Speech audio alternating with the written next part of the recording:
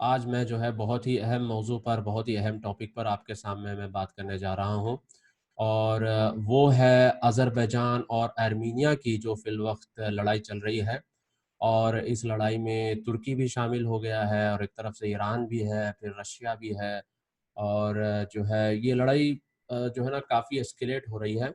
تو بہت سارے جو ہے میرے دوست احباب نے مجھے میسج کیا اور کہا کہ بھائی بالخصوص ہمارے جو پاکستانی حضرات ہیں، یہ جو ہے آذربائیجان کے سائیڈ ہے، وہ اس لیے سائیڈ ہے کیونکہ ترکی ان کے سائیڈ ہے، تو لہٰذا جو ہے اس مسئلے کے اوپر وہ تھوڑا سا انفارمیشن چاہتے ہیں، وہ چاہتے ہیں کہ میں ان کو سمجھاؤں کہ بھائی ان دونوں کے درمیان میں مسئلہ کیا چل رہا ہے۔ تو کچھ ہی دیر پہلے میں نے امریکہ کے نیشنل سیکیورٹی اینالسٹ اور ہیومن رائٹس لائر سے میں نے ایک زوم سیشن رکھا، اور انشاءاللہ وہ جلد ہی میں جو ہے اپلوڈ کروں گا یوٹیوب پر۔ انگریزی میں تھا ڈسکشن، بہت اچھا تھا، بہت انٹرسٹنگ تھا، اور اس میں اصل میں ڈسکشن میں تینوں شامل تھے، مگر تینوں میں سے ایک ہی آ پائے۔ ایک تھا بینجامن منک جو امریکہ کا ڈیفنس ایکسپرٹ ہے، اور یونائٹڈ اسٹیٹس جو ہے ڈیفنس ایکسپرٹ ہے وہ، اور دوسری تھی ریچل بروکس، اور ریچل بروکس بھی نہیں آ پائی، البتہ ایرینا سکرمن اس کے اندر شامل تھی ڈسکشن میں، اور بہت زبردست ڈسکشن رہا۔ انشاءاللہ میں جلد ہی جو ہے اس کے بارے میں جو ہے ویڈیو اپلوڈ کروں گا انشاءاللہ۔ تو یہ جو مسئلہ ہے آرمینیا اور آذربائیجان کا، اس کو تھوڑا سا اپنے دیسی حضرات کو سمجھانے کے لیے میں مثال دیتا ہوں کشمیر کی۔ دیکھیے جس طرح سے کشمیر کا ایشو انڈیا اور پاکستان کے درمیان میں ہمیشہ سے ایک ہاٹ مدعا رہا ہے، ایک ہاٹ ڈسکشن رہا ہے، اسی طریقے سے نگورنو کاراباخ جو ہے یہ آرمینیا اور آذربائیجان کے درمیان میں ہمیشہ سے ایک لڑائی کا مدعا رہا ہے۔ ہسٹری جاتی ہے تقریباً فیبروری 1988 اور 1989 میں رشیا جو ہے سوویت یونین جو ہے ٹکڑے ٹکڑوں میں ڈیوائیڈ ہو گیا تھا۔ جب سوویت یونین ٹکڑے ٹکڑوں میں ڈیوائیڈ ہو گیا تھا تو اس وقت میں آذربائیجان اسی کا حصہ تھا، تو اس کے بارڈرز طے ہوئے، اس کی سرحدیں طے ہوئی۔ جب آذربائیجان کی سرحدیں طے ہوئی تو روس نے، رشیا نے کیا کیا کہ نگورنو کاراباخ کو آذربائیجان کی سائڈ رکھ دیا۔ تو on paper legally on paper اور یو این کے حساب سے نگورنو کاراباخ ایک پہاڑی علاقہ ہے، مگر وہاں پر اکثریت آرمینینز کی ہے، تو یہ علاقہ آذربائیجان کو دیا گیا، اور آذربائیجان کا رائٹ ہے اس کے اوپر۔ تو بیسیکلی جس طرح سے ہم بات کرتے ہیں کہ بھائی اکثریت کس کی ہے، اگر وہ حساب سے دیکھا جائے تو یہاں پر آرمینینز کی اکثریت ہے، مگر یو این کے حساب سے اور آن پیپر کے حساب سے نگورنو کاراباخ جو ہے یہ آذربائیجان کا حصہ ہے۔ اب یہاں پر آرمینیا کا مسئلہ یہ ہے کہ آرمینیا کو لگتا ہے کہ بھائی جب آرمینینز تاریخی مطلب کئی سو سال سے آرمینینز وہاں پہ رہ رہے ہیں اور ہمارے لوگ وہاں پہ رہ رہے ہیں، تو ظاہر سی بات ہے کہ نگورنو کاراباخ جو ہے یہ آرمینیا کو ملنا چاہیے، نہ کہ آذربائیجان کو۔ اب آذربائیجان کا یہاں پر مسئلہ یہ ہے کہ بھائی یہ تو ہم کو دیا گیا ہے، اور آن پیپر لیگلی تو یہ ہماری زمین ہے، تو ہم تم کو کیوں دیں؟ تو اس بات کو لے کر ان دونوں ملکوں کے درمیان میں بہت لڑائیاں ہوئی، 1988 سے لے کے 1994 تک ان کے درمیان میں لڑائی ہوئی۔ پھر 2016 میں جو ہے جھڑپڑ ہوئی، لڑائی ہوئی، 4 دن کی لڑائی، ان کے اسکرمشز لڑائیاں ان دونوں کے درمیان میں ہوئی۔ اب جو ہے 2020 میں پھر سے ایک لڑائی ان دونوں کے درمیان میں چھڑی ہے اسی علاقے کو لے کر، اور تقریباً 265 لوگ مارے گئے ہیں، جس میں سے جو ہے 43 جو ہے سیویلینز بھی ہیں۔ تو اب یہ مسئلہ اگر ہم دیکھیں غور سے، تو یہاں پر ایک افسوس کی بات میں آپ کو بتاتا ہوں کہ بہت سارے ہمارے انڈیا پاکستان کے لوگ اس مسئلے کو مذہبی رنگ دے رہے ہیں اور مذہبی کلر دے رہے ہیں، اور یہ سمجھ رہے ہیں کہ بھائی یہاں پر جہاد چل رہا ہے کیونکہ اس کے اندر خلیفہ اردوغان انوالوڈ ہے، لہٰذا یہ دونوں کے درمیان میں جہاد چل رہا ہے، تو لہٰذا ہم کو آذربائیجان کی سائڈ لینا ہے۔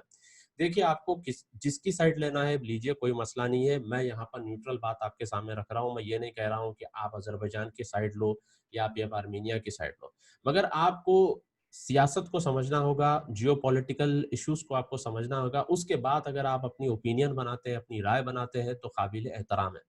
مگر آپ کوئی جیو پولیٹیکل ایشوز میں آپ واقف ہی نہیں ہیں، حد تو یہ ہے لوگوں کا حال، میں آپ کو بتاؤں، حد تو یہ ہے لوگوں کا حال کہ قطر کا کیپٹل لوگوں کو پتہ نہیں ہے، اور جو ہے مسقط کہاں آتا ہے لوگوں کو پتہ نہیں ہے، ابو ظہبی کس کا کیپٹل لوگوں کو پتہ نہیں ہے. تو مڈل ایسٹ کے ایشوز سے لوگ بالکل ناواقف ہے، صرف ان کو مڈل ایسٹ میں سعودی عرب معلوم ہے. تو لوگ بالکل ناواقف ہے، مگر اس طرح سے ایکسپرٹ اوپینین اس کے اندر بات کریں گے، اس طرح سے مذہبی رنگ ہر چیز میں دیں گے، تو یہ جو ہے قابل مذمت بات ہے. تو میرا مدعا، میرا بولنے کا مطلب یہاں پر یہ ہے کہ اگر آپ کسی کو سپورٹ کرنا بھی چاہتے ہیں تو یہ سپورٹ جو ہے اکیڈمکلی ہونا چاہیے، یہ سپورٹ ٹیکنیکلی ہونا چاہیے، اور یہ سپورٹ جو ہے پروفس اور بنیادوں کی بیسس پہ ہونا چاہیے. اب ہم نے دیکھا کہ اردوغان صاحب جو ہے سیرین جہادسٹ کو آذربائیجان میں موو کر رہے ہیں آرمینیا سے لڑنے کے لیے، اور ہمارے بعض بیوقوف مسلمان یہ سمجھ رہے ہیں کہ بھائی یہ جہاد چل رہا ہے صلیبیوں کے خلاف میں، لہٰذا اردوغان صاحب جو ہے 2023 میں خلافت لانے والے ہیں اور اس مسئلے میں وہ اسی لیے انوالوڈ ہیں.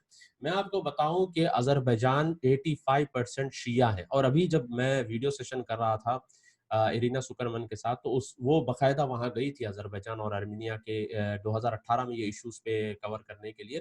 تو اس نے باقاعدہ یہ بات بتائی کہ آذربائیجان کے جو شیعہ ہیں یہ سیکولر شیعہ ہیں، اور یہ ایران کے خمینی اتنا عشری جو ملعون خمینی تھا، اتنا عشری جو اس کا نظریہ تھا، اس نظریے کے وہ لوگ ماننے والے نہیں ہیں بلکہ سیکولر ہے. اس وجہ سے ایران آذربائیجان کو سپورٹ نہیں کرتا. پھر سے میں بتاتا ہوں، ایران جو ہے یہ آذربائیجان کو سپورٹ نہیں کرتا بلکہ آرمینیا کو سپورٹ کرتا ہے، اور آرمینیا کرسچن میجورٹی ہے. اور تعجب کی بات یہاں پر یہ ہے کہ آرمینیا کرسچن میجورٹی ہونے کے باوجود ایران آرمینیا کو سپورٹ کر رہا ہے، اور پھر جو ہے اسرائیل جو ہے یہ آذربائیجان کو سپورٹ کر رہا ہے. ترکی اور اسرائیل یہ دونوں مل کے جو ہے آذربائیجان کو سپورٹ کر رہا ہے. اب سوال یہ پیدا ہوتا ہے کہ ترکی اور اسرائیل یہ دونوں مل کے آذربائیجان کو کیوں سپورٹ کر رہے ہیں اور ایران آرمینیا کو کیوں سپورٹ کر رہا ہے؟ یہ زبردست سوال ہے. دیکھیے، رشیا کے بیسس ہے آرمینیا میں، اور رشیا کا اور ویسٹرن پاورز کا تقریباً جو ہے سپورٹ آرمینیا کو ہے کرسچن ہونے کے ناطے. اب یہاں پہ مسئلہ یہ ہے کہ ایران ہرگز یہ نہیں چاہتا کہ اس کے جو نیبرز ہیں، یا آذربائیجان اس کا نیبر ہے، تو ہرگز وہ نہیں چاہتا کہ اس کے نیبرز سٹرونگ بنے. بھلے آذربائیجان میں شیعہ ہیں، مگر ایران یہ ہرگز نہیں چاہتا کہ اس کے نیبرز، اس کے پڑوسی سٹرونگ بنے، لہٰذا وہ آرمینیا کو سپورٹ کرتا ہے. دوسرا، روس کی سپورٹ کی وجہ سے ایران کا سپورٹ آرمینیا کی طرف ہے. تیسرا یہ ہے کہ 20% آبادی ایران کے اندر جو تقریباً جو ہے 2 ملین ہوتے ہیں، 2 ملین آذربائیجانی لوگ ایران کے اندر رہتے ہیں جو اپنا الگ ملک مانگ رہے ہیں، ڈیمانڈ کر رہے ہیں، پروٹیسٹ کر رہے ہیں. ہر تھوڑے دن میں یہ آذریز جو ہیں جو ایران کے اندر رہتے ہیں یہ پروٹیسٹ کرتے ہیں، اور ان کا مدعا یہ ہے کہ ان کو ایک الگ ملک چاہیے. تو لہٰذا ایران چاہتا ہے کہ یہ آذریز چونکہ الگ ملک چاہتے ہیں تو ان کے مقابلے میں کون کھڑا ہے، تو اس کو جا کے یہ لوگ سپورٹ کرتے ہیں. تو یہ تو ایک سمپل سی بات ہے، ایک جیو پولیٹیکلی اسی طریقے سے کام چلتے ہیں. جیسے مثال کے طور پہ میں آپ کو بتاتا ہوں، کشمیر کے مسئلے میں پاکستان کشمیر کو سپورٹ کر رہا ہے تو چائنا جو ہے کشمیر کو پاکستان کی سپورٹ میں آ جاتا ہے، اور چائنا کا انڈیا کا وہاں پر مسئلہ ہو جاتا ہے. جب انڈیا اور چائنا کا وہاں پر مسئلہ ہو جاتا ہے تو چائنا کا تائیوان کے ساتھ مسئلہ ہے، تو انڈیا جو ہے تائیوان کے جھنڈے چائنیز ایمبیسی کے سامنے لگاتا ہے. تو یہ سارے جو ہے زمینی لڑائیاں ہیں، ٹیریٹوریل ایشوز ہیں، اس کو مذہبی رنگ دینا، جہاد کا نام دینا اول درجے کی بیوقوفی ہے. اول درجے کی بیوقوفی ہے کہ اگر آپ اس کو جہاد کا نام دیں اور مذہبی رنگ اس کو دیں. ابھی جیسے میں نے آپ کو بتایا، دیکھیے چائنا کے اندر ویگر کا مسئلہ ہے، ویگر مسلمان چائنا کے اندر رہتے ہیں، وہ اپنا ایک الگ اسٹیٹ چاہتے ہیں، مگر چائنا ان کو دینا نہیں چاہتا. اور اس معاملے میں پاکستان اور اردوغان دونوں منہ بند کر کے چپ بیٹھے ہوئے ہیں، مانو ان کو سانپ سونگ گیا ہے. کیوں بھائی وہاں کیوں نہیں بولتے؟ وہاں اس لیے نہیں بولتے کیونکہ کشمیر کے معاملے میں چائنا پاکستان کے سپورٹ میں ہے. اب انڈیا اور چائنا کا مسئلہ چل رہا ہے تو لہٰذا انڈیا جو ہے تائیوان کو سپورٹ کر رہا ہے. تو بھائی میرے بتانا مقصد یہ ہے کہ یہ ساری ٹیریٹوریل ایشوز ہوتے ہیں، تو ان معاملوں میں مسلمان جہاد کے نام پر فضول میں خرچ ہو جاتے ہیں، اور جس طریقے سے کہا جاتا ہے کہ کینن فاڈر، یعنی کہ ٹیشو پیپر کی طرح ان مسئلوں میں ایشوز کو اٹھانے کے لیے مسلمانوں کو اور جہادیوں کو لے جایا جاتا ہے، اس میں رکھا جاتا ہے، ایشوز کو اسکیلیٹ کر دیا جاتا ہے اور پھر ڈسکارڈ کر دیا جاتا ہے. اور ایک بات میں آپ کو بتاتا ہوں کہ ان معاملوں میں، ان لڑائیوں میں جہادیوں سے کیا فائدہ ملکوں کو ہوتا ہے. یہ ترکی ورکی جیسے ملک جو ہے ان کو جہادیوں سے کیا فائدہ ہوتا ہے وہ میں آپ کو بتاتا ہوں. ایک چیز ہوتی ہے بھائی ملک کی اسٹیٹ آرمی، ملک کی جو ہے کنٹری کی اسٹیٹ آرمی ہوتی ہے، اور یہ جو اسٹیٹ آرمی ہوتی ہے ان کا باقاعدہ بجٹ نکلتا ہے، ان کے بوٹس پر، ان کے ہیلمٹس پر، ان کی گن پر، ان کے جو ہے کیا کہتے ہیں نی کیپس پر، ہر چیز کے اوپر ان کا بجٹ ہوتا ہے. یہ اگر جنگ میں مارے جاتے ہیں تو پھر ان کے فیملی کو کمپنسیشن دیا جاتا ہے، معاوضہ دیا جاتا ہے، پھر ان کے بچوں کو نوکری دی جاتی ہے، ان کے ایجوکیشن کا خرچہ. تو خرچہ ایک ملٹری کا، اسٹیٹ ملٹری کا ایک اگر آدمی ہے تو اس کے اوپر بہت زیادہ خرچہ ملک کو پڑتا ہے. ابھی ترکی اگر آرمی آذربائیجان بھیجتا ہے تو ترکی کو بہت زبردست خرچہ پڑے گا. تو لہٰذا ترکی یہ نہیں کرے گا. وہ لوگ کیا کریں گے، جہادیوں کو سیریا سے اٹھا کے وہاں پہ ڈال دیں گے. کہاں پہ؟ آذربائیجان میں. وہ کیوں؟ $1,500 میں ان کا خرچہ نکل جاتا ہے. نہ ان کو ملٹری بوٹس کی ضرورت ہوتی ہے، نہ ان کے فیملی کے خرچے کی ضرورت ہوتی ہے، نہ یہ لوگ آن پیپر جو ہے ان کی ملٹری ہوتے ہیں، نہ ان کی فیملی کا خرچہ ہوتا ہے. اور جو ہے یہ بیچارے جا کے جو ہے اسلام کے نام پہ، جہاد کے نام پہ شہید بھی ہو جاتے ہیں. تو اس میں جو ہے ایسے ملکوں کو، ترکی اور پاکستان جیسے ملکوں کو بہت فائدہ اس لیے ہوتا ہے کیونکہ یہ سستی آرمی ہوتی ہے. سستے میں مذہب کے نام پر ایموشنلی چارجڈ اپ ہو کر یہ لوگ جو ہے مارنے کے لیے نکل جاتے ہیں. تو میرا کنسرن آپ لوگوں کو یہ ساری چیزیں بتانے کا یہ ہے کہ میرے بھائیوں، آپ لوگ چیزوں کو geopolitical point of view سے دیکھیے.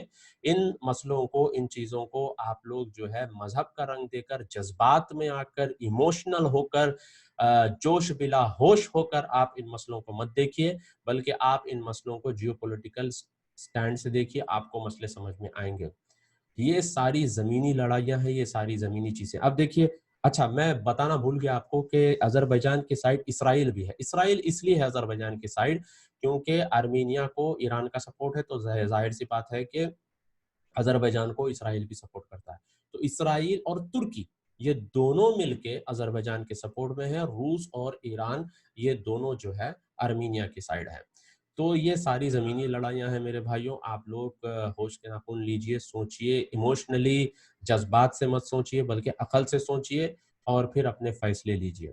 اور یہ بتانے کا ایک اور مقصد یہ بھی ہے میرے بھائیوں کہ جب بھی اس طرح کے مسئلے اٹھتے ہیں، جب بھی اس طرح کے مسئلے اچھلتے ہیں میڈیا میں، تو ترکی ورکی جیسے ممالک جو ہے اپنا امیج بوسٹ کرنے کے لیے، اپنے آپ کو مسلمانوں کا مسیحا بتانے کے لیے اس طرح کی حرکتیں کرتے ہیں. جس طرح سے 2014 میں بھی ہوا تھا. صدن ترکی، جنوب ترکی سے بہت سارے ویسٹ سے، جرمنی سے، فرانس سے، ادھر ادھر سے جو ہے کئی جو ہے داعشی اور جہادی جو ہے آئیسس کے اندر داخل ہوئے. ترکی سے ہی گئے وہ لوگ. ترکی انٹیلیجنس کو سب پتا تھا، ترکی سے یہ لوگ سب وہاں پہ اندر داخل ہوئے. اور پھر بغدادی کا ایشو اٹھا. اب جب بغدادی کا ایشو اٹھا تھا اس ٹائم پر بہت سارے لوگ ایموشنلی چارج ہو گئے تھے. خلافت آ رہی ہے، ایسا ہو رہا ہے، ویسا ہو رہا ہے، یہ ہو رہا، وہ ہو رہا. تو یہ ساری چیزوں میں جو ہے لوگ متاثر ہو کر اپنے کریئرز خراب کر لیے، اپنے خاندان تباہ کر لیے، اپنا جو ہے امیج خراب کر لیے. مسلمانوں کا جو ہے بہت بڑا نقصان ہوا.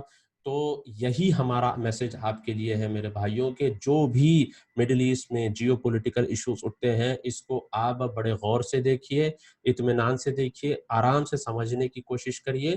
اس کے بعد جا کر آپ فیصلے کریے. جذبات میں آ کر، ایموشنلی ہو کر آپ فیصلے کرنے سے مذاق آپ کا اڑے گا، بدنام آپ ہوں گے، مذہب آپ کا بدنام ہوگا اور پوری دنیا آپ کے اوپر ہنسے گی. اور میں آپ کو بتاتا ہوں کہ اللہ معاف کرے، اللہ معاف کرے، مسلمان جو ہے فی الوقت جو ہے مانو ٹیشو پیپر کے مثال ہو گئی ہے. جہاد کے نام پر ان کو کبھی اردوغان جو ہے لیبیا میں ڈال دیتا ہے لے جا کر، کبھی اردوغان ان کو لے جا کر جو ہے آذربائیجان میں چھوڑ دیتا ہے، کبھی یہاں چھوڑ دیتا ہے، کبھی وہاں چھوڑ دیتا ہے.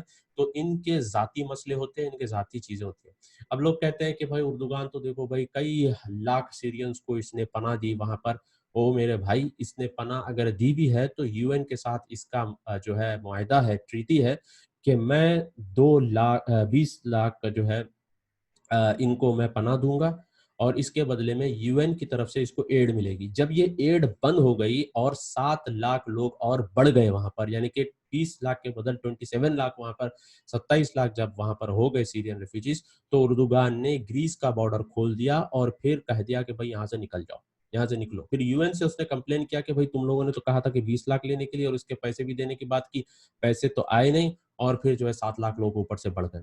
تو میرے بھائی یہ چیزوں سے نپٹنا اس کو ہے، اور وہاں پر میں آپ کو بتاتا ہوں ترکی کے اندر ابھی فی الوقت جو مسئلہ چل رہا ہے وہ یہ ہے کہ سیرین لوگ جو ہے یہ سستے میں کام کریں. اگر ترکی کا شخص 100 لیرا میں اگر کام کرتا ہے تو سیرین جو ہے 20 لیرا میں کام کرنے کے لیے تیار ہوگا. اس چیز کی وجہ سے سیرینز اور ترکیوں کے درمیان میں زبردست لڑائیاں چل رہی ہیں، زبردست لڑائیاں. اور اب اردوغان کے اوپر ایک بہت بڑا چیلنج یہ ہے کہ ان سیرینز سے جان چھڑانا. تو جان چھڑانے کا آسان طریقہ یہ ہے کہ ان کو $1,500 کے یعنی سیلری پر ان کو کبھی لیبیا ڈال دیتا ہے، تو کبھی جو ہے آذربائیجان کے اندر چھوڑ دیتا ہے، تو کبھی وہاں چھوڑ دیتا ہے، تو کبھی یہاں چھوڑ دیتا ہے. تو میرے بھائیوں، آپ لوگ سوچ سمجھ کے فیصلے کریے، جذباتی فیصلے مت کریے. پڑھنے کی عادت ڈالیے، سننے کی عادت ڈالیے، اور اکیڈمکلی ریسرچ کرنے کی عادت ڈالیے. ریسرچ آرٹیکلس پڑھیے. یہ جو ہے چونی چھاپ اخباروں سے آپ جو ہے اپنے آرٹیکلس مت اٹھائیے جس کے کوئی سورسز نہیں ہوتے، جس میں جو ہے نا کوئی بولنے والے کا پتہ نہیں ہوتا، انونیمس سورسز سے وہ لوگ رپورٹ کرتے ہیں. تو میرے بھائیوں، ان سب چیزوں سے آپ دور ہوئیے اور اپنے آپ کو ایڈوانس بنائیے، اپنے آپ کو جو ہے اسٹرانگ بنائیے، اپنے آپ کو جو ہے نا خود مختار بنائیے. اس طرح سے استعمال ہونے والے مت بنیے کہ جس کو جب استعمال کرنا ہوتا ہے تو آپ کو استعمال کرتے ہیں مذہب اور اسلام کے نام پر، اور پھر آپ کو پھینک دیتے ہیں. تو یہ چیزیں میں آپ کے سامنے لے کر آیا تھا. ارمینیا اور آذربائیجان کا جو ایشو ہے یہ ٹیریٹوریل ایشو ہے، زمینی لڑائی ہے. یہاں پہ کوئی جہاد ویاد نہیں چل رہا ہے، نہ کوئی مسلمان اور صلیبی کے بیچ میں جہاد نہیں چل رہا ہے.